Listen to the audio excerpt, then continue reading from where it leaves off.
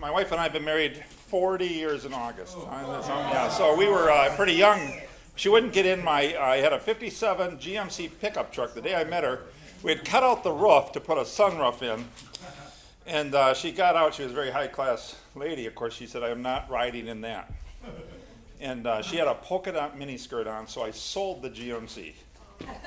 And I bought a Chevelle Malibu convertible. That GMC truck never broke down. That convertible never ran. But anyway, we were in the back seat, and we were getting, whoa. I was rubbing her tummy, and I was kissing her. I was kissing her neck a little, and I got up by her ear, and I said, Kathy, I love you, Kathy. I love you. And she said, lower. And I said, I love you.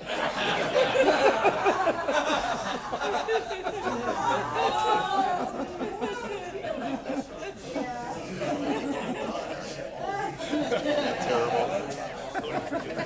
I don't want to say I missed a lot of clues, but anybody, before we open with our prayer, did anybody, we gave out a sheet last week about the second step proposition. What do I put before God? Anybody want anything come up that all of a sudden you said, oh boy, I don't think God would have me doing this? Anybody care to share? Or boy, my checkbook took more importance, or my time? And, yeah. What's your name? Joe. The one that I came up with, and I thought, Steve started back there. Yeah. I'm Joe, I'm an alcoholic. Joe. When I asked to number these, the first one I put, which is real, is control. And frankly, this is why am I afraid to give this area up to God? There's still an ankle, a toe, and maybe the sole of a foot still hanging out in reality, just in case this whole thing. Yeah. That's why. I like that. The escape plan, just in case. Anybody else? Pop up? Anything come before? That's okay. An unhealthy relationship. There you go. You can feel it, can't you? I'm not supposed to be in this relationship. Yeah, but I'm going to see if it doesn't work. I know. You can feel it. Keep, for me, that's kind of a daily inventory. It's actually going to come up in our 11-step inventory. We're going to get a question at the end of our night. If you hang out here, and by the way, we're going to get a lot smaller because we're going to start doing some of the writing here. It's my experience that you get to about a third that we started out with. I hope not. I hope you all come back. But this is where I used to leave big book studies and stuff, is when the work started, because I want to talk about my drinking a lot. And we're going to stop talking about drinking. We're going to read tonight how it works. Watch how Bill's writing. If you read the writing of the big book, what's going on in this period in Bill Wilson, and there's about 40 guys, they're between New York and Akron, is they're throwing this book around a lot. Bill's the primary author, then everybody has a piece of it. At one point, Bill describes this writing a portion, and the guy shows up with a new guy, like a day, maybe even drunk. And Bill brings out his manuscript, and the drunk starts giving him advice. He's like, why am I listening to everybody? Why is everybody getting a piece? So Bill's getting real frustrated on what we're going to read tonight, and we'll get more into that because our reading is really going to change. We're going to get real direct, but let's try to open here. Everybody got the set-aside prayer? All right, we'll just try to quiet our thoughts and our hearts down and try to get present just for the hour that we're going to be together tonight.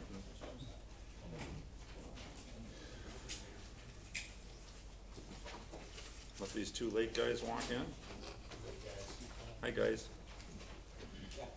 Prayer. God, please set aside everything I think I know about you, everything I think I know about myself, everything I think I know about others, and everything I think I know about my own recovery. For a new experience with myself, a new experience with others, a new experience with my own recovery, and especially a new experience with you. Amen. Okay, we're on page 58. If you're counting, this is our 8th week together, and we've been working really a lot on step 1 and step 2, mostly step 1, haven't we? And we are going to open up, Sherry's going to open us up, and I have with me the old, not the actual, but I've got the writing of the old manuscript. So I'm going to give you a little bit of what Bill was writing on his own And then what they were taking out, you'll be really able to hear his frustration or maybe the difference in the writing. And the book is really going to take on this theme. But today, you hear this, and not as much in Naples. When I go around, I don't hear how it works in a lot of meetings. But I got sober in Minnesota. There's not a meeting you don't go to that doesn't read this. It's very rare that you'll walk into a meeting. We have a 6:30 a.m. meeting that I go to regularly. We read how it works. So this is probably the most ignored portion of the meeting, because you just watch people and they just go, how it works, unless you're reading it, right? Anybody ever been in the meetings where they chant back, What's the point, I can't go through with it. Anybody ever do that? Go to a meeting, holler out, I can't go through with it. People get upset with it. There is no chanting in AA. It's not for me when that happens. Matter of fact, I'm even the guy that says, when they say NC and everybody says God could and would, it's like, I don't understand why we do that. Can we just pay attention? It's really important. This portion of the meeting is that we think of what is the newcomer going to hear? What's it like? Do you guys remember the first time you walked into a meeting and you heard this? It's pretty profound stuff what we're going to get. So we're going to kick it off with, okay, you ready? I'm going to try to, and I'm going to interrupt a fair amount with whenever the original manuscript is different, okay? Okay. Chapter 5, how it works, and we're on page 58. 58. Yes, rarely have we seen a person fail who has thoroughly followed our path. Okay, and Bill wrote, rarely have we seen a person fail who has thoroughly followed our directions. Those who do not recover are people who cannot or will not completely give themselves to this simple program. So what does thoroughly mean? So rarely have we seen a person fail who has thoroughly followed our path. Really, you could have said rarely have we seen a person in jail who has thoroughly followed our path. But really, my experience of sponsoring men for as many years as I sponsored, it really should say rarely have we seen a person rarely have we seen a person thoroughly follow our path. Because you get there's it happens all the time. We talk about it all the time. Sponsors talk amongst themselves like, the guy can't even call me at 8 o'clock at night. Simple things, like my sponsor gave me simple instructions. When I started sponsoring men, I was about 9 months into my sponsorship, and I went to my sponsor. I said, I was a great sponsee. He said, you were a good sponsee, man. He gave me, call me every night at 8, be at these 2 meetings every week. This is your service commitment. He sent me to a food line once to serve food. He did a number of things, gave me a number of suggestions, and I didn't want to miss any of them because I was worried of letting him down. You know what the biggest thing he said to me? And nobody had ever said it to me in all the years. I had 33 years I was trying to get sober. I had 4 real sponsors, I guess, sponsor relationships before him. And he said one thing to me, nobody had ever said to me. He said, don't drink while we do the steps. And it never dawned on me. He said, it's really super important. You do not medicate yourself, don't smoke pot, don't take drugs, don't drink while we do the steps. He said, and when we get done with the steps, we get to page 164, I'll buy you your first drink. Now I was about 12, 13 days without a drink. And my first question without even thinking was, how long does that take? How long of a commitment are you asking of me? And he said about 2.5 months. Hey Lou, I didn't see it come in. And it's like, okay, I can do that. I remember I went out to the truck and I thought, when is the last time you went 2.5 months without a drink? But he had given me an assignment that day. So rarely have we seen a person. So what is thoroughly? Get a sponsor, do what they say, get a home group, get a service commitment in your home group. There's a number of groups here in town. Hey Ben, come on in. There's groups all over that don't have any service commitments. I tell all my sponsees, if this is your home group, what is their service commitment? Do they go to the Willows? Do they go to the retreat? Do they go to jail? Do they? And a lot of times we think service commitment, I make the coffee Thursday morning. Well, that's nice for your group, but we're talking about a service commitment. Let's go out and let's see what we can do. You get a home group, go through the steps, sponsor someone, let go of my old ideas. And remember, we keep talking about this triangle. I'm going to try to reinforce this. All 3 sides are the same length. So if you go to a lot of meetings, I got to be doing a lot of this service work, commitments, and I got to be a lot in the steps. All 3 I try to keep equal, and I found that to be the secret recipe.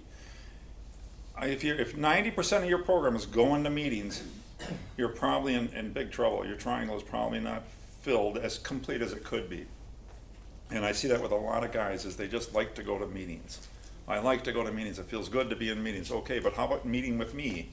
Let's start doing the inventory. Are you following what I'm asking you to be doing? No, I really haven't had time to get to it. But you just told me you did 4 meetings in one day. I had one guy He started off at 6 a.m. and I think he did 7 meetings at the 24-hour club. He was just, I said, God, that sounds horrible. He said, it was good, you know, it was good. I said, that sounds terrible. 7 meetings or something a day. I love meetings, but I try to keep this. So this is thoroughly following the path. Keep going. Usually men and women who are constitutionally incapable of being honest with themselves. He's going to use the word honest 3 times in this paragraph. He's talking about inventory. They are such unfortunate. They are not at fault. They seem to have been born that way. They are naturally incapable of grasping and developing a manner of living which demands rigorous honesty. Now he upped it, rigorous honesty. Can I do step 10 and 11? Yeah. Their chances are less than average. There are those too who suffer from grave emotional and mental disorders, but many of them do recover if they have the capacity to be honest. Can you do step 4 and can you do step 10? Our stories disclose in a general way what we were used to be like, what happened, and what we are like now. That's your directions of how you share in a meeting. In a general way, what I used to be like, what happened, and what I am not like, and what I'm like now. How often do you hear people sharing what it used to be like? What happened and what it's like now? What it used to be like was terrible. Constant trouble, financial trouble, marital trouble, parenting trouble, that's what it used to be like. What's it like now? Less of those troubles. But what was I like? Selfish and self-centered, dishonest, filled with emotions of impending doom, always scared. What happened? Spiritual experience, that's the big part of the share, right? What's it like now? Less despair. I don't really have despair, but I still get depressed. I still get those emotions, but I know what to do with them now. When you hear somebody tell what it was like, you're going to get a lot of drunkalogs. And I don't know about you, but I got drunkalogs. I know what drinking's. I can tell drunkalogs too. But when you're filled with the solution and you've had a change, you can't wait to tell somebody what you're like now. Here's what happened to me, and here's what I'm like now. And it's really about my reaction, right? Remember in the spiritual experience we talked about, and particularly in There Is a Solution, we agnostics, and then the spiritual experience, he talks about this reaction. Why does he react this way? Why does the alcoholic react this way? If 100 drinks means, 1 drink means debacle, why does he pick up that drink? Why is he reacting to life? And that's what I like to talk about, is my reaction to life. Okay? If you have decided you want what we have and are willing to go to any lengths to get it, then you are ready to take certain steps. This says, then you are ready to follow directions. At some of these we balked. We thought we could. Some of these you may balk. We thought we could find an easier, softer way. You may think you can find an easier, softer way. We doubt if you can. But we could not. With all the earnest at our command, we beg of you and fearless and through from the very start. Some of us have tried to hold on to our old ideas, and the result was nil until we let go absolutely. Thorough from the very start. Get the home group right away. Get the sponsor right away. So let's start working on it. Remember that we deal with alcohol, cunning, baffling, powerful. Without help, it is too much for us. It is too much for you. But there is one who has all power. That one is God. May you find him now. You must find him now. Half measures avail us nothing. Half measures will avail you nothing. We stood at the turning You point. stand at the turning point. We asked his protection. Throw yourself under his protection and care with complete abandon. Here are the steps we took. Now, before we go, the turning point. So what is the turning point? That's a reference to page 25. He's talking about, on page 25, I'll read it for us. What is the turning point? And I must be at the turning point if I'm going to take on this surrender. And that's what step 3, we're going to talk about the surrender that's in step 3. And here is the turning point. It's on the bottom of page 25. If you are seriously alcoholic, as we were, we believe there is no middle of the road solution. We were in a position where life was becoming impossible, and if we had passed into the region from which there is no return through human aid, we had but 2 alternatives, the turning point. One was to go on to the bitter end, blotting out the consciousness of our intolerable situation as best we could, and the other to accept spiritual help. So that's the question, or the dilemma he just poses to us, is you're either going to drink till the end, Or are you going to turn to God and surrender yourself? Page 25. Here are the steps we took, which are suggested as a program of recovery. Now we think you can take it. Here are the steps we took, which are suggested as the program of recovery. Anybody ever hear the steps are suggested? Can you imagine that? You belong to a 12-step program and they tell you the program is suggested. Once I make the decision to enter the program, the steps are mandatory. Like, how can I belong to a 12-step program and not do the steps? Yeah, that doesn't sound right, does it? You want to have real fun when you meet newcomers and they say, hey, I'm good, you know, we're working with the sponsor, just go, hey, what step are you on? And they go, we belong Thursday night, there's a lot of Thursday night men's big book step study. In our introductions, you introduce yourself, what step you're on. Yeah, we want to know more about you, but we want you to be thinking about, what am I working on? Like the second step proposition, some of you probably had it this week and thought, there you go. You know, I cut that guy off. I gave them that God does not want me to be doing this, and I put this ahead of what God's will is for me. No form of insanity. Form of insanity. Step movement, I don't step. Yeah, that is insanity. I don't think it's, yeah. You know, and my friend Paul here, and anybody here who's got more than a few years of sobriety or going to meetings will tell you, there's some guys with X's and B's on their chips, and they don't sound like they've ever done a step. And I know in Big Book Study, we hear guys all the time, 20 years I was in the program before you guys got me to do the steps. And that's fun. Then all of a sudden a whole light comes on. Okay. We admitted we were powerless over alcohol, that our lives have become unmanageable. The original manuscript did not have we in there. Just said admitted. Came to believe that a power greater than ourselves could restore us to sanity. Made a decision to turn our life, will, and our lives over to the care of God. I'm going to read that again. Made a decision to turn our will and our lives over to the care of God as we understood Him. Made a decision to turn our will and our lives over to the care and direction of God as we understood Him. Making a searching and fearless moral inventory of ourselves. 5, admitted to God, to ourselves, and to another human being the exact nature of our wrongs. 6, we were entirely ready to have God remove all these defects of character. 7, humbly asked Him to remove our shortcomings. 7, humbly on our knees, asked Him to remove our shortcomings, holding nothing back. Those guys didn't like that one. So hey, ease up. You gotta hold some of them back, Bill. Number 8, made a list of all persons we have harmed and became willing to make amends to all of them, to them all. Made a direct amends to such people whenever possible, except when to do so would injure them or others. Continue to take personal inventory, and when we were wrong, promptly admit it. Sought through prayer and meditation, woo! To improve our consciences. Boy, Satan got a hold of that one, huh? They're listening. Yeah. Contact with God as we understood Him, praying only for knowledge of His will and the power to carry that out.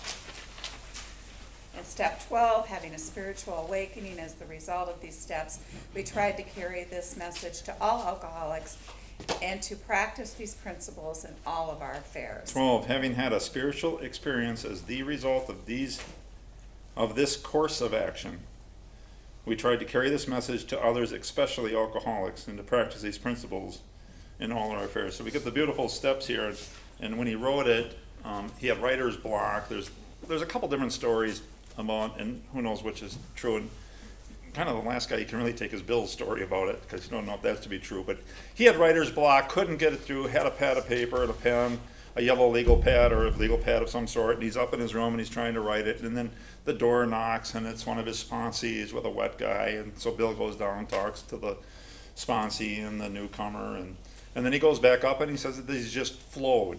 It just flowed right up to here with his pencil through these steps, and then he counted those steps. He put the numbers by him after he'd written them, and then he said there's 12, and 12 was good enough for the carpenter 2,000 years ago. I think it's good enough for us. And he got some controversy and some back, why are you taking this? If you remember, you go to page 263, you get the 6 tenets of the Oxford group on page 263, and of course, that's the foundation, and you can't miss that, you just read those 6. But Bill expands on it, and they're so beautifully written. But my sponsor said to me, I'd been going to AA for 33 years, and he said, Paul, read the 12th step to me. And I said, okay, Jeff, having had a spiritual awakening as a result of these things. He said, whoa. I said, what? He said, read it again. I said, having had a spiritual awakening as the result of these things. He says, come on, let's read it right.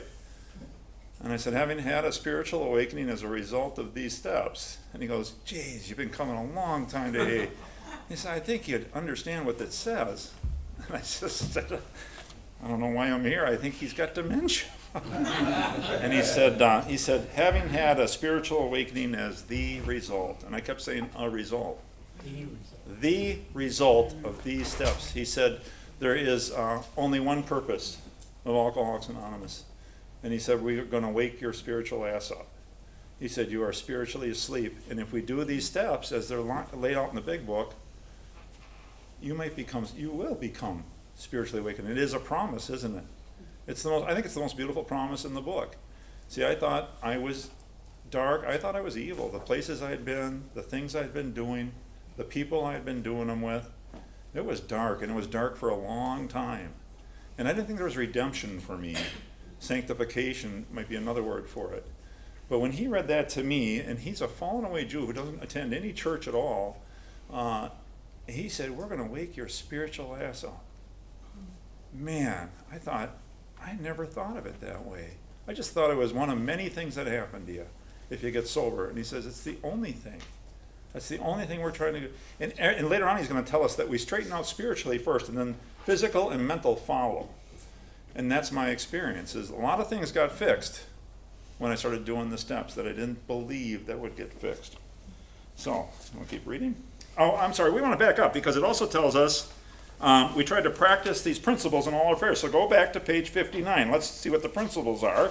When he says we practice these principles in all our affairs, he's talking about the 11 principles in the first step. So here are the principles behind these steps. Write these in your book if you can. Step 1 is honesty. And by the way, you'll see different ideas behind up in the rooms of AA, and they're all right, I think. But these are the ones that I've come up through other rooms. I didn't come up with them, that's what I'm trying to say. Step 1 is honesty. Step 2 is hope. Step 3 is faith. Okay. Step 4 is courage. Thanks, Luke. Here's a tough one. Step 5, ready for this one? Integrity. Ugh. I spelled it right, too. I can spell it, but does he have it? 6 is willing. Is that willing? Willing. Willingness. 7 is humility. 8 is love. 9 is discipline.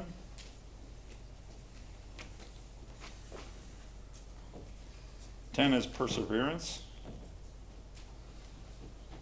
Here's a big one, 11, awareness. And here's a foreign one to me, 12, used to be foreign to me, service. 12 is service. Try to practice those principles in all your affairs. Take them to work with you, take them to your spouses, to your kids, to your fun. Huh? How do I show up? All right. Many of us exclaimed. You may exclaim. Yep. What an order. I can't go through with it. Do not be discouraged. Did you know discouragement is a sin? Think about it's the sin of pride, discouragement. If I am discouraged, I'm struggling. If you find yourself discouraged tomorrow, and that could be on my put ahead of God discouragement, what I'm saying is, I'm so bad he can't help me. My problems are so big that and this is really good when you're talking with sponsees. When I talk with sponsees, we talk about discouragement, the discouragement they get in. It's hard, I got a court date coming up. She's not talking to me. She won't let me back in the house. There's lots of discouragement with guys in their first, really, through step 7. A lot of discouragement. And just it's okay if you have experience. That's the beauty of it. I can say, boom, like my daughter just gave me my 10-year medallion. And I kid you not, I'm with a man and we're doing his turnarounds yesterday, and he said, my daughter will never speak to me again. And I said, you want to bet? Let me tell you what I did in my house and how I thought my daughter would never speak to me again. And there she is, you know, and it's better. It's better. And encourage, turn that discouragement into encouragement. But I got his feelings, you know, like, you don't understand what I've done. I said, you want to bet? Run it by me. No one among us has been able to maintain anything like perfect adherence to these principles. We are not saints. The point is that we are willing to grow along spiritual lines. These principles we have set down are guidelines to progress. We claim spiritual progress rather than spiritual perfection. Our description of the alcoholic, the chapter 2 agnostics, and personal achievements before and after make it clear of these 3 pertinent ideas. This says, have been designed to sell you 3 pertinent ideas. That we were alcoholics and we could not manage our own lives. This says that you are alcoholic and cannot manage your own life. How would you like to have that told to you? By the way, try it with sponsees. It goes over actually good. Yeah. Yeah, you're a drunk. Yeah. Your life, this is what my sponsor said to me. He goes, your life sucks. It's like, tell me about it, dude. How about that? And you know what I said when he said, how are you doing? I go, good. Yes. Your life sucks. Told me nobody in the room wanted my life. I don't want my life. Why would they want my life? That we were alcoholic, could not manage our own lives. That's page 30 in the doctor's opinion. And the doctor's opinion, of course, talks about the allergic reaction when I pick up a drink. Remember, it's the doctor's opinion, not the doctor's experience. And page 30, second paragraph said, we learned that we had to fully concede to our innermost selves that we were alcoholic. This is the first step in recovery. The delusion that we were like other people, or presently, maybe, has to be smashed. We have to smash the idea that I'm going to eventually learn how to drink normally, or drug normally, or socially use crack. Right? Yeah. Oh, laugh. That's just a little heroin would be nice tonight.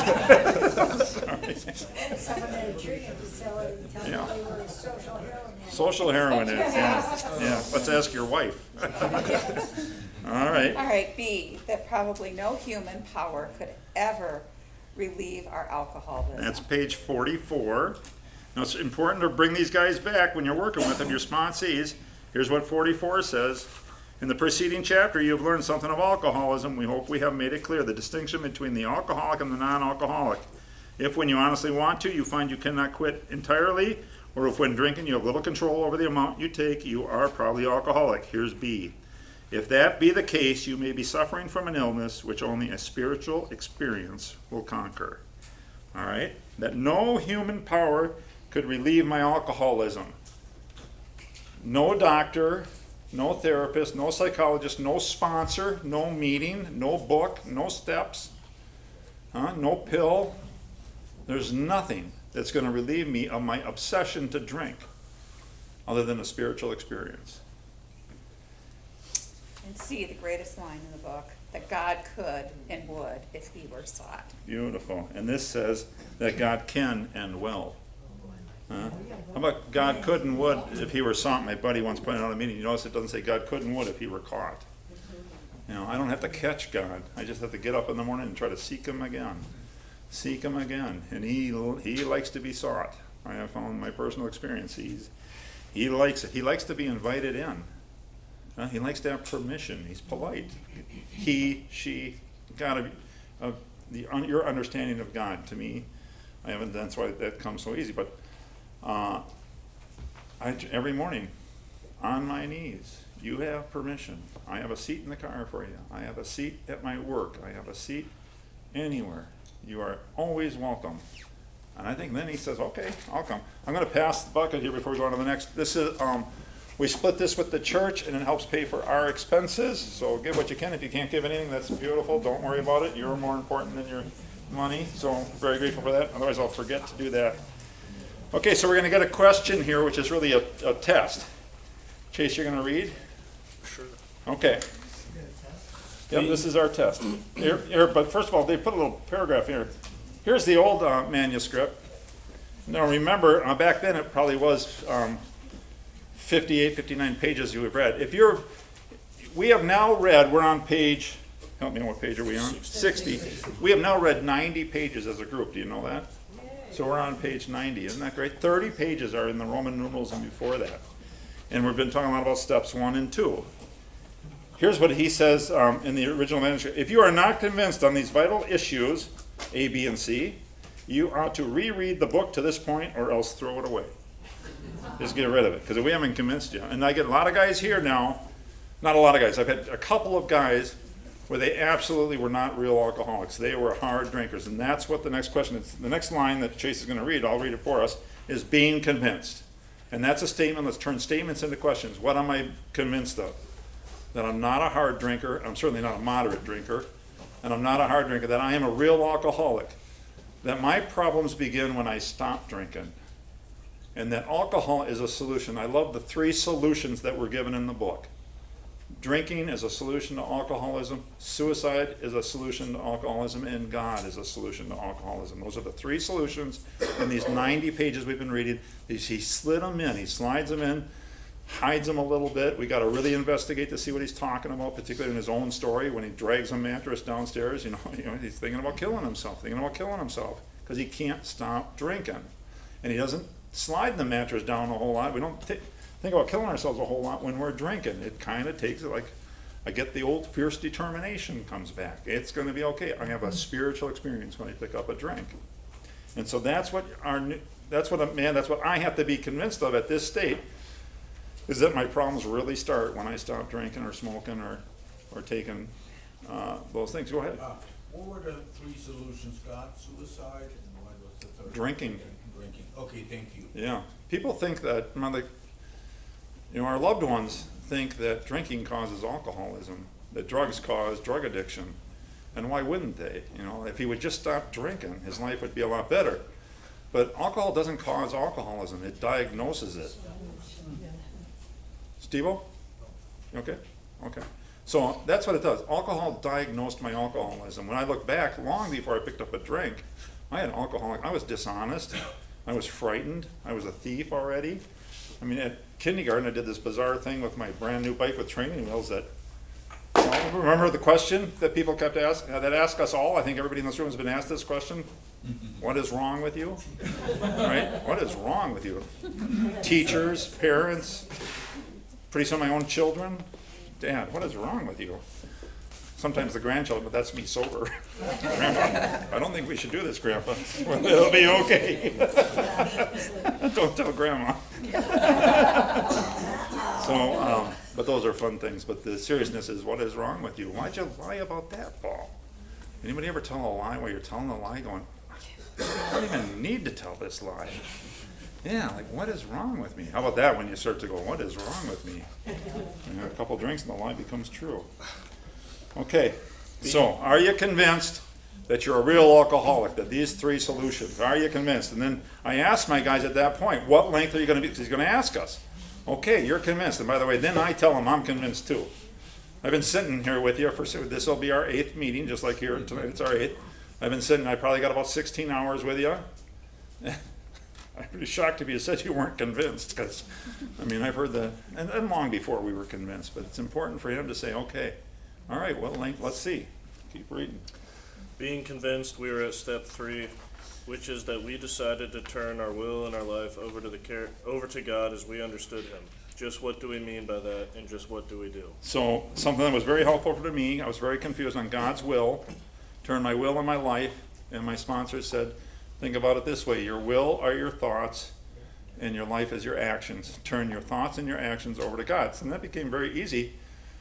At first it was more of a, would God have me doing this? So I'm cheating on my taxes, or I'm doing other things. Would God really have me doing this? I got a business and I'm not being so honest on my invoicing to my customers. We sold them 8 widgets and I'm billing them for a dozen. And it starts to come real quick, like, okay, I'll put 8 in there and charge them the right price. And and we'll see what happens. And sure enough, what happens is they put in another order, and all of a sudden we're doing okay. My business, when I started operating that way, my business took off. Who knew? Okay. The first requirement is that we be convinced that any life run on self-will can hardly be a success. On that basis, we are almost always in collision with something or somebody, even though our motives are good. Most people try to live by self-propulsion. Each person is like an actor who wants to run the whole show, is forever trying to arrange the lights, the ballet, the scenery, and the rest of the players in his own way. If his arrangements would only stay put, if only people would do as he wished, the show would be great. Everybody, including himself, would be pleased. Life would be wonderful. In trying to make these arrangements, our actor may sometimes be quite virtuous. This is the definition of passive-aggressive. He may be kind, considerate, patient, generous, even modest and self-sacrificing. On the other hand, he may be mean, egotistical, selfish, and dishonest. But as with most humans, he is more likely to have varied traits. It's a great metaphor, isn't it? I finally get the role in the play, and I'm going to, I got this, and the director says, stand here, the lights, I'm going to point at you, and you say your line. And the director goes back to his seat, and you say, hang on, I have a thought. What if I stand, don't just stand over there. No, hey, what if when she comes in, I'm over here, and instead of saying this line, why don't I say this line? You know what I'm going to do with my director? I'm going to drive him nuts, aren't I? Why is a management question. Why am I asking God these questions? Why is always followed by an argument. I like that last week. Yeah, why is, I thought of that. Why'd you think of it? Yeah, I don't know, it just came to me. The point is, stop driving the bus. We hear that, that's a good message. Stop driving the bus, stop directing the show, and see what happens. Maybe the play will be just fine. Okay. What usually happens, the show doesn't come off very well. He begins to think life doesn't treat him right. He decides to exert himself more. He becomes, on the next occasion, still more demanding or gracious, as the case may be. Still, the play does not suit him. Admitting he may be somewhat at fault, he is sure that other people are more to blame. He becomes angry, indignant, self-pitying. What is his basic trouble? Is he not really a self-seeker even when trying to be kind? Are there any people pleasers in our room? Any people pleasers? That might be the most selfish person in the room. Even when I'm being kind, I'm really like self-seeking. You want to say something to me after I just held the door for you, ma'am?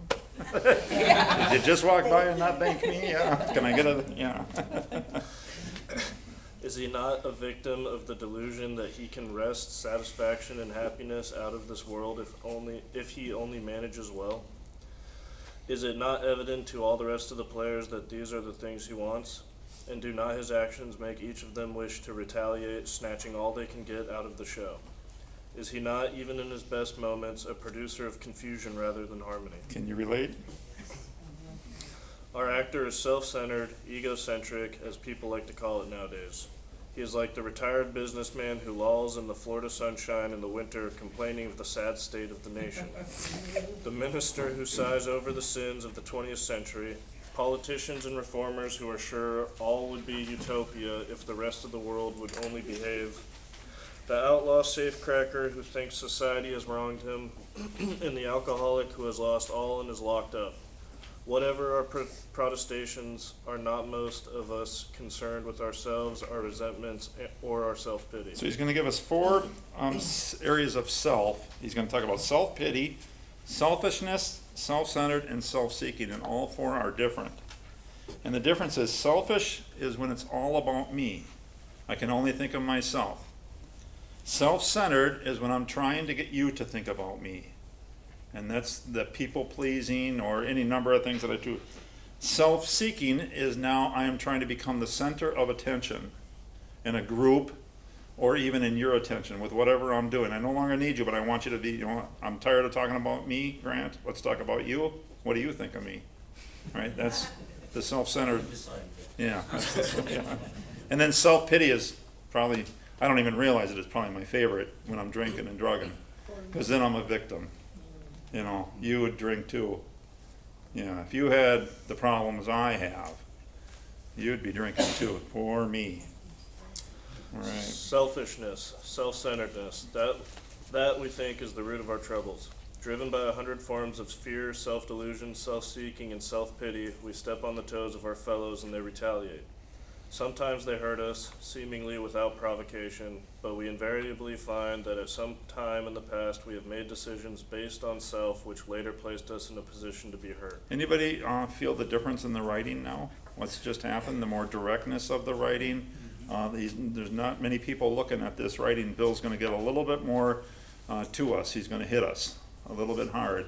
What he did with the guys after he got How It Works done is he said, I'll finish this part, but then I'm on my own because we got to get this book done. Bill had some other motives to get the book done. And he was done getting opinions. And all of a sudden, you're going to start to really feel it. Now the book's going to take on some pretty direct actions. So our troubles, we think, are basically of our own making. That is the best news this book gives you. Because if all my problems are Joey's making, then Joey has to change for me to be happy. And the best news this book had, which was pointed out to me, was your sucky life is your fault. Yeah, and it's not what happened when you were 7. You know, not what your uncle did to you. It's not the nun that wouldn't let me go to the bathroom to throw up when I was in 2nd grade, and I threw up in the front of everyone. Right? That one got a few hours on the couch of a therapist. Like, oh, it's like, yeah, how bad it is. Right? It's all my problems are of my own making. They arise out of ourselves, and the alcoholic is an extreme example of self-will run riot, though he usually doesn't think so. Above everything, we alcoholics must be rid of this selfishness. We must, or it kills us. Uh-oh, that sounds pretty specific. God makes that possible, and there often seems no way of entirely getting rid of self without his aid. Many of us had moral and philosophical convictions galore, but we could not live up to them even though we would have liked to. Neither could we reduce our self-centeredness much by wishing or trying on our own power. We had to have God's help. He's really starting to talk about surrender now. This is the how and why of it. First of all, we had to quit playing God. It didn't work. Next, we decided that hereafter in this drama of life, God was going to be our director. He is the principal, we are his agents. He is the father, and we are his children. Notice all the capital letters: director, principal, his, he, father, his. He's talking about removing the word why from my vocabulary. No more why questions. Most good ideas are simple, and this concept was the keystone of the new and triumphant arc through which we pass to freedom. Can you believe this is a guy who's never written a book? He uses beautiful writing like that, and of course the keystone to the arch is the arch maker. Without the keystone, it just falls apart. It's nothing. And so the keystone is the stone that sits right on top and holds the two sides together. And he is the keystone. When we sincerely took such a position, We're going to get the 3rd step promises here. And the old manuscript said, when you sincerely take such a position, here are the 3rd step promises. all sorts of remarkable things followed. Here's one. We had a new employer. Being all-powerful, he provided what we needed if we kept close to him and performed his work well. Guess what? That's a promise with a condition, huh? If I stay close to him and perform his work well. Here's another one. Established on such a footing, we became less and less interested in ourselves, our little plans and designs. Circle that word, little. Did you ever think your plans were little? They're huge to me. They're just little plans. More and more, we became interested in seeing what we could contribute to life. Here's another promise. As we felt new power flow in, as we enjoyed peace of mind, as we discovered we could face life successfully, as we became conscious of his presence, we began to lose our fear of today, tomorrow, or the hereafter. We were reborn. How would you like that promise to come true? Anybody sitting in here worried about tomorrow? Their checkbook is a little light. And the first of the month is coming up. I just thought of that this morning. First of the month's coming up, oh boy. Yeah, and then you just say, okay, God, this will be good. I'll keep doing your work, and I'm going to keep trying anyway. How about that? We were reborn. When I went to Hazelden, the intake gal lady said to me, we're just going to work on getting your life back. And I thought, I don't want that life back. I mean, it's been bad since the kindergarten story. I just told you, I didn't share with her the kindergarten story, but what part are we going to get back that I want? And Reborn, huh? I was 50 years old, and my sponsor took me to the blank page. You know, the first page of our big book, you guys know this if you were here the first night, is blank, you know. And he said, that's everything, he said, Jeff Sell said, that's everything I know about getting sober, and it's everything you know about getting sober. And he said, let's read the pages and see if we can't figure it out.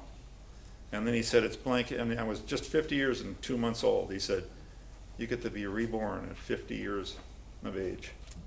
God, man, I like the sound of that. He said, you know, we can't promise that the wife and the kids are gonna come back, or that they'll forgive you, or the business will get better. He says, but who knows where it'll take you. And I met men, their wives did not come back, their kids did not come back. I have a friend, he's got 2 grandchildren he's never met. They're in their 20s now, the grandchildren. And they did not come back. And it's beautiful that how he's lived with that.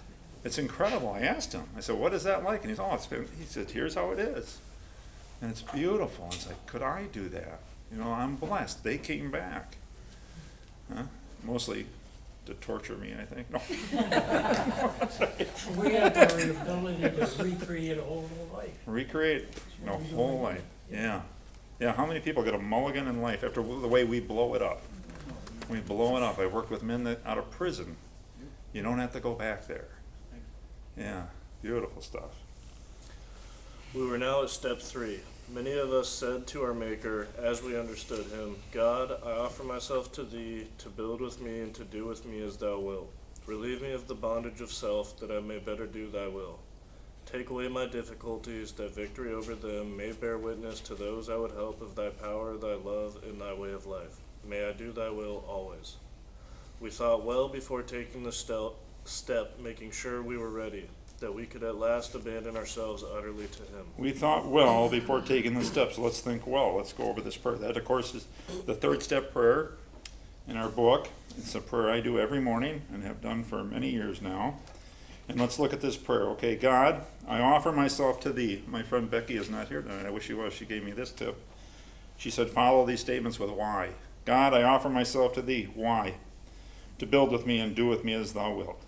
Relieve me of the bondage of self. Why? That I may better do thy will. Take away my difficulties. Why? That victory over them may bear witness to those I would help of thy power, thy love, and thy way of life. May I do thy will always. I thought that was really beautiful when Becky shared with me how to do that. This is a covenant that we enter with God. Anybody know the difference between a covenant and a contract? Huh? Goes on forever. Covenant goes on forever. A contract is between 2 parties that each party has a way out. And when I do this prayer in the morning, I'm entering a covenant with God. There is no way out. You know, when I do this, so God, I offer myself to thee, to build with me and to do with me as thou wilt. That's my surrender. Get me out of the way. I'll do whatever I feel on, and a lot of my inspirations or what you hear afterwards are bizarre. So that's why we speak to other recovered alcoholics. Hey, here's what I was thinking. Particularly my sponsor, he loves that phone call. Hey, Bill, you know what I was thinking? He goes, I can just hear him stopping everything because he wants to hear the next line. Here's what I was thinking. Yeah, can I run something by you? I like it when the sponsees say that. Then he usually follows with, so I met this girl in this meeting. That's what the sponsees usually say. All right, to build with me and to do with me as thou wilt. Relieve me of the bondage of self, that I might better do thy will, not Paul's will. Take away my difficulties, that victory over them may bear witness to those I would help of thy power, thy love, and thy way of life. So take away my difficulties. What are my difficulties? What are your difficulties? What are you really struggling? And then I ask God to remove this difficulty, and if it's gone, which many of my difficulties, I will share, not in a general way and not in meetings, but with sponsees, one-on-one, exactly what I was doing, exactly what my behavior was, and why I don't do that, or how I don't do that anymore. I was once walking into a sordid place. I just smashed up my truck going through an ATM, a brand new truck. I wrecked it on the post. You know, I wasn't drunk yet. I was working on it, and then I was going to a very sordid place, and I put my hand on the door handle, and I said, I looked at my truck, and it had like 300 miles on it. It was brand new, and I was like, God, you know, how am I going to explain this? And And I still kept going, the obsession was on. And I put my hand on the door handle and I said, I will never tell anyone I go to these places. I have since then told hundreds of men, one-on-one, I couldn't stop, and I've stopped. And I get excited when I start telling them. And guess what they say? The guy who says, oh, no, all of a sudden they start saying, I'm doing this, or I'm having a struggle here. This is my struggle. And it gets really beautiful if I share, if I've overcome the problem. If I'm still doing it in sobriety, then I need to seek some help. I got to start doing that inventory and get to there. So that's the third step prayer. Now it's going to read the next paragraph because this is very helpful to the third step prayer. When you ponder this prayer, if you've never, anybody here, who does this prayer regularly? Anybody in the room? Okay, good. Do it on your knees. Here's what the paragraph says. You want to know what the old manuscript said? Okay, it says, you will have been reborn. We know where that is.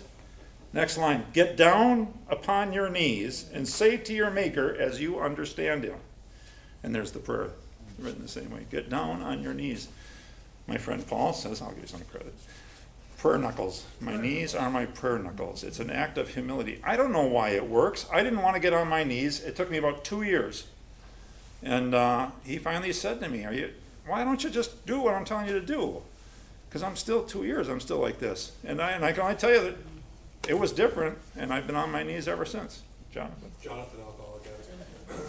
What I started doing early because at the beginning it was really hard for me to break down the entire prayer. I just started praying and saying, God, please let me be more like you and less like myself. Beautiful. Yeah. Yeah, he's even going to tell us we can do that. I think my first prayer, I wrote my own first prayer. I ran it by a priest in a confessional. I said, it was, God help me. Sometimes I put the word, please help me. And that was not on my knees either. I was the guy that prayed driving the car. I talked to a guy today. Oh my God. I said, are you doing the third step prayer? And he said, he did say this, I'll quote, every time I poop. And I said, boy, I bet God is grateful to get your shitty out. He did. I said, I bet God's really excited to get that moment with you. Like, that's when I want to be with you. You know who it is, too. Did you? Yeah, I know. It's like, yeah, I don't know, man. I'm the guy that rolls out of bed. When my wife and I, we're not always together. If I'm alone, I roll out of bed, I hit my knees. But this lady my sponsor gives me the idea of getting on my knees, and I had it was different. A couple of years later, now I'm 4.5 years sober, a lady gave me a suggestion, said, say it out loud. And so, because I learn in here, I learn slowly, but if I get suggestions, I try them, man, especially from recovered alcoholics. She was a recovered alcoholic, and sure enough, I got down on my knees the next day. I started praying out loud, kind of like this. But in a couple days, it was like, good, I do a little, good morning, God, it's your trusted nut job checking in. I'm going to screw some stuff. I talk to him, right? He's my friend. But then I do this prayer. I want you to know I'm going to offer myself to you today. Bill, you have permission. Bill, do what you want with me. Give me the courage to surrender today. That's what I do in the morning. So I started doing it out loud. And I got carried away, and my wife, it's like 4 a.m, my wife came on and goes, who are you talking to? I said, God. I said, I'm praying. You want to come join me? And she said, oh, just hold it down. New employee. I'm the new employee. I got to check in. Hey, boss, how you doing? Self-centered. Yeah, but you don't have to. You're right, Jonathan. Surrender is what it is, right? It's surrender. And we're not good at surrendering, man. We're good at half surrendering, right? Half surrendering. When the military takes over, they've lost the battle. The loser is usually told to get on his knees, take off his clothes, get on your knees, lay down your weapon. Sit in your underwear, kneel in your underwear until we tell you what to do next. You don't raise your hand and go, well, I have to go to the bathroom first. Like, you might get shot, All my clothes? Yeah, all your clothes. On my knee? I don't get on my knees. You do now. Right? Imagine, but that's what alcohol and drugs did to me, is they brought me to my knees and said, I don't want to hurt them anymore. I don't want to do this anymore. Okay, now he's going to give us a little more direction on this. We found it very desirable to take this spiritual step with an understanding person, such as our wife, best friend, or spiritual advisor. But it is better to meet God alone than with one who might misunderstand. The wording was, of course, quite optional so long as we expressed the idea, voicing it without reservation. This was only a beginning, though if honestly and humbly made, in effect, sometimes a very great one, we felt at once. Okay, Was and that felt. completes step 3 for us, but it doesn't complete. Please keep in mind, we don't do the steps, we live the steps. So step 1 and step 2 we've been working on for, what do we say, 90 pages. Now we're gonna take step 1 and 2 into step 3, so that's what we've just done. We went back a little bit, we talked about 1 and 2, and now we're gonna take 1, 2, and 3 into 4. So how long should it be before we start step 4? What does the book say? Next, we launched on Next, we launch. So I don't know about you, but time frame for next is next. So I'm going to take 1, 2, and 3 into step 4, into my inventory process. And we're going to read, let's, if it's okay, we'll read the next paragraph. Let's see how far we go, okay? Next, we launched out on a course of vigorous action, the first step of which is a personal house cleaning, which many of us had never attempted. Though our decision was a vital and crucial step, That's the decision to do the third step was vital and crucial. it could have little permanent effect unless it at once followed by a strenuous effort to face and to be rid of the things in ourselves which had been blocking us. Uh-oh, guess what? Read it. Our liquor was but a symptom, so we had to get down to causes and conditions. Okay, so he's given us the instruction. If in step 3 I had turned my life over to God, we'd have a 3-step program, wouldn't we? If the purpose is, 12 steps says, having had a spiritual awakening as the result, if I've just had a spiritual awakening because I've done the 3rd step on my knees, I wouldn't do anything else. But what Bill and the founders are going to talk to us about is let's go forward. So if you got your notebooks, what you can do is we're not going to read it anymore tonight, but you can start on one page. You can take up your whole page, and you put the word resentment. This is your resentment list, and you're going to leave this area blank, and you got to leave it for a bit of writing. About 4 lines we're going to write here eventually, and then you're going to do a who, why, and affects my. And really, if you want your assignment for this week, it's to get 6 people, and we'll just do people at first, of who you're resentful at, currently, or go to your past, go back as far as you want. Remember, Bill talks a lot about the root of the problem. If you put the cop who pulled John over for running a red light, that's a branch, right? And then we got to get down to the root of why John gets pulled over for running red lights. And we'll get down to some of the stuff that, you know, pissed off at my driving instructor because he didn't say yellow meant slow. It's a bad example. I just wanted to pick on John tonight so he knew I knew he was here. Who and why. If you just do 6 and why, that'll really get us off to a good start. And this is, by the way, when I sponsor guys, this is what I send them away with their notepad and their writing. You know, and then I remind them, don't drink either. Any questions? Yeah. Yo, what do you do when your sponsors don't? Do you ever fire your sponsors? I've never fired a sponsee, Theo, ever. They fire themselves. I give them assignments. I got one guy right now, he's all fired up. We meet every Sunday morning. He texts me at 5:30 Sunday morning. We meet at 7 Sunday morning. Texts me at 5:30, said, I'm going to sleep in today. He was already up. He had a big assignment to do. It wasn't a big assignment, it wasn't a lot of work, but it was an assignment. And I tell guys when I first start working with them, I'm going to give you some assignments to do. Some are really easy, some are really tough, but if you don't do them, it stops our progress. We can't go further. Well, for example, I have a guy who's been calling me a sponsor for a year. Yeah. And he won't call, even though I said call, and I call him, right?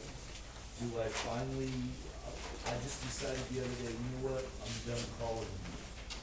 You know, I'm not gonna fire him, but I don't call them. yeah. Yeah, I don't call them. I may call them every once in a while. If I'm driving and the thought occurs to me to call them, I might call them. You know what you really do, which is really fun, give them a medallion. You know, and say, I think I'm his sponsor. He never calls me. He doesn't do any of the work. I'm pretty sure he hasn't drank, but I wouldn't know. But congratulations on your 90 days. Your name is what again? Yeah. Yeah. When I was going through this process, my sponsor started giving me assignments. And I said to him, John, I don't do assignments. This is homework. I don't want to do homework. He said, you wanna recover? I said, yeah. He said, do your assignments. Yeah, you wanna recover, probably, they wanna drink again, they wanna drink, yeah. The column up here, Here, no, the third over there. the third, affects my, don't worry. The abbreviations on there. Okay, just leave this ready, but this is sex relations, personal relations, pocketbook, and ambition. Got it. We're gonna add security to it, or fear, but this is what the book is gonna, when we read next week, these are the 4 terms they're gonna use. Anybody know what ambition is? What is ambition? My desire to do something, my desire to be. Yeah, check out that one when you're, does this affect my? Okay? We're gonna close tonight with the 3rd step prayer. And we'll close every night now going forward with the 3rd step prayer, if that's okay with you. All right. All right, that's it. I don't know what else. I don't know why that- Huh? Are we kneeling? Are we what? No, we're not kneeling. Good God, have you seen some? That's on our own.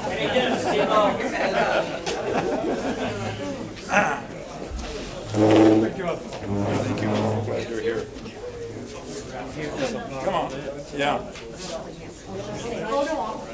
Hey, how good were our readers tonight? Hey!